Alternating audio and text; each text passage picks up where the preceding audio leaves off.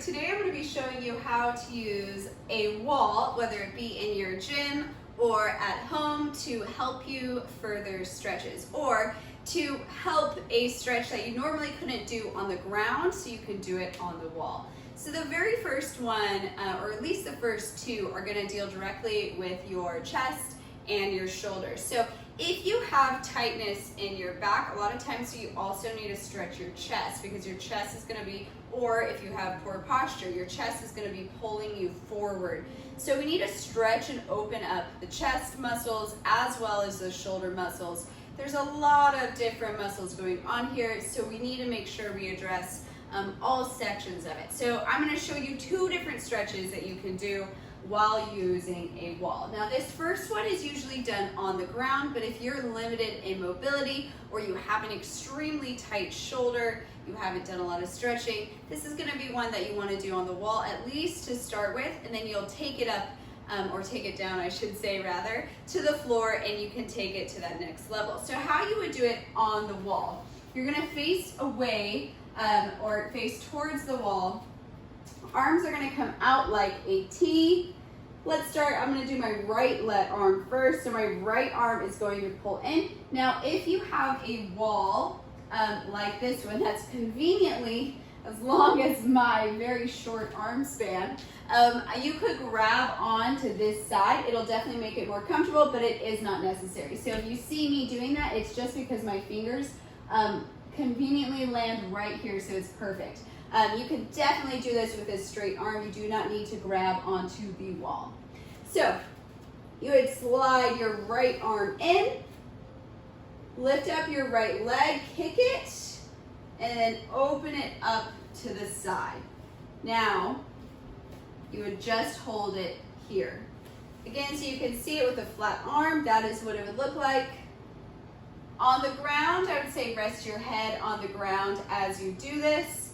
Here, it's not as comfortable, so I would just hold it like so. I won't show you what it looks like on the ground, but it is done the exact same way. You would hold it, come out nice and slow, immediately go onto the other side, lifting that leg up, rotating, and holding open.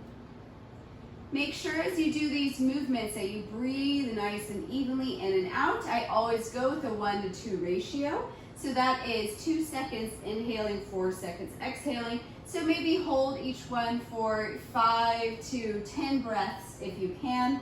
Depending on how tight and uncomfortable you feel, you might want to do it to start with 5 breaths and then move up from there.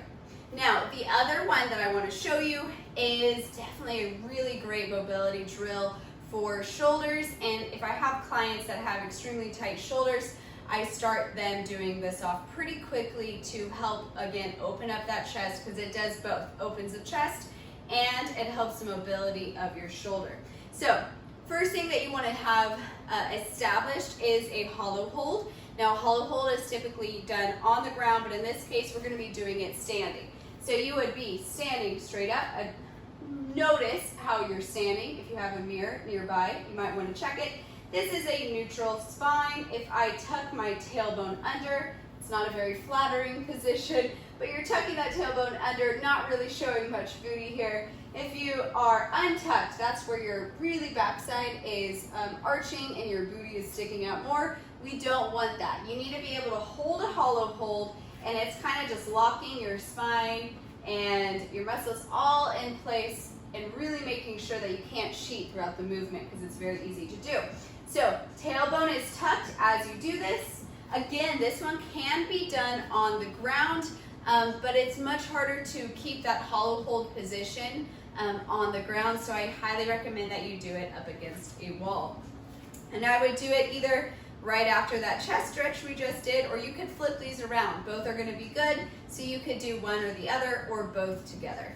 Now, as I'm here, my feet are not touching the wall because I need to make sure I can have that hollow hold. So I'm engaging that core, tucking my tailbone right under it, lifting up, straight, and don't be alarmed if you cannot lift even straight up and you want to untuck. So what happens when you untuck that pelvis is you suddenly create space. And so I'm easily able to untucked pelvis, push my butt back against the wall, arch my back, and I can lift my arms up. But if I'm doing it with proper form, again, tucking that tailbone under like I'm doing right now, lifting up, it's gonna become a lot harder to reach that ceiling. So first thing you would do, just start with these, breathing, focusing on that tailbone, staying tucked the whole time, lifting up towards the ceiling. This is a great drill, not only for shoulders that are stiff and don't have good mobility, but if you are trying to get better at a handstand. What is this position? But basically you're doing a handstand on your feet.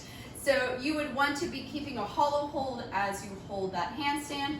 So you need to make sure that you have the strength and the mobility to even get your arms into that correct position. Now, take it up a notch. We're still gonna keep our tailbone tucked and tight under. We're gonna bring it right up and we're gonna come out like cactus arms. Now, the important thing here is you're gonna make L's with your hands or crab hands if you want, whatever is gonna help you remember. You're gonna bring your arms out like it's a cactus. You can have your palms open at first. Tailbone is still tucked the whole time. And then you're gonna bring in those L's. Try to keep this thumb, this finger and this thumb glued to that wall the entire time, along with your elbow. You're basically gonna be sliding in and out with it. So starting in the middle, tailbone tucked, don't cheat. If you cheat, this is gonna become a lot easier. You're like, ooh, I can really do it. But you have to keep that tailbone tucked under, all right? Arms up, breathe. Do that same 1 to 2 ratio of breathing, 2 seconds in, 4 seconds out. You're gonna bring it down as far as you can go, trying to keep both L's on the wall and elbows on the wall. Bring it up as high as you can. Breathe. Exhale, bring it down. Breathe. As I'm doing it, I can literally feel my tailbone untuck. My body naturally just wanted to cheat through the movement a little bit. So notice the whole time, keep that tailbone tucked. Bring it in and out. And breathe. Now, I would recommend doing at least 5 of those to start. They are much harder than they look. And then move up to 8, move up to 10. If you're super stiff, it's gonna be really hard and your elbows are gonna really wanna come off the wall. So obviously, I'm trying to go as far up as I can, but once my elbows start to come off the wall, the next time I do it, I probably won't go as high. So I'll only go as high as I can keep my elbows on the wall. And the goal is every time you do it, go a little bit higher if you can while maintaining that proper form and that mobility in your hands and elbows touching the wall. All right, this next one is gonna be for your hips. And we only have one exercise for the hips, but this is gonna be one specifically, I call it the hip dips. And I feel like most women know what that is. It's that dip that you have in your hip. And this is really important for your glute medius. This one's gonna target your glute medius. Which does tie directly into lower back pain. It is not a one thing solves all pain by any means, but the glute medius, there's a lot of research about how it is immediately tied into your low back. And if you have low back pain, if you can strengthen up that glute medius, a lot of times you can really alleviate that back pain. I can speak from experience. I definitely had some low back pain. I started really working on my glute medius and strengthening it up. And over time, it went away. I have no more back pain anymore. So this is one exercise that you can do to really help that. Again, looks are deceiving. It can be a lot harder than it appears. As you're doing this, you're gonna take your right arm up against the wall, and I'm pretty much standing right next to the wall. There's maybe about an inch, maybe 2 inches from the wall to my foot. So I would be here, trying to keep my chest upright. I'm not bending forward, so chest is upright.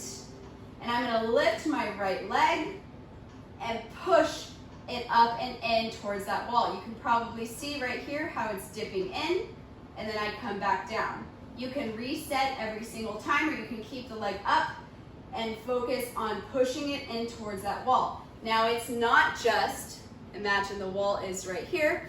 It is not just pushing this leg against it, but it's actually tilting your hips. So if you notice how my hips would be straight, I am tilting them up and pushing this hip against the wall as much as I can.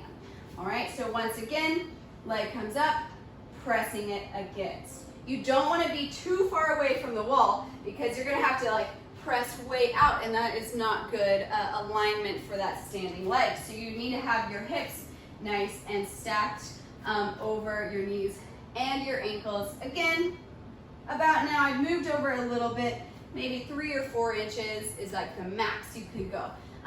You'll feel it out. You should recognize if it feels right or not. Again, hip comes up, pushing it up and in towards that wall, and bring it down. This one I recommend you do 10 times per leg.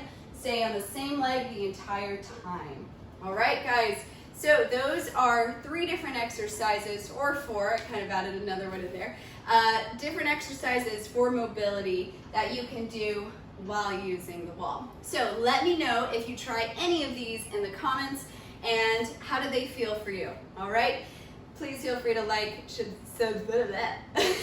like, subscribe, and share. All right, I'll see y'all next time.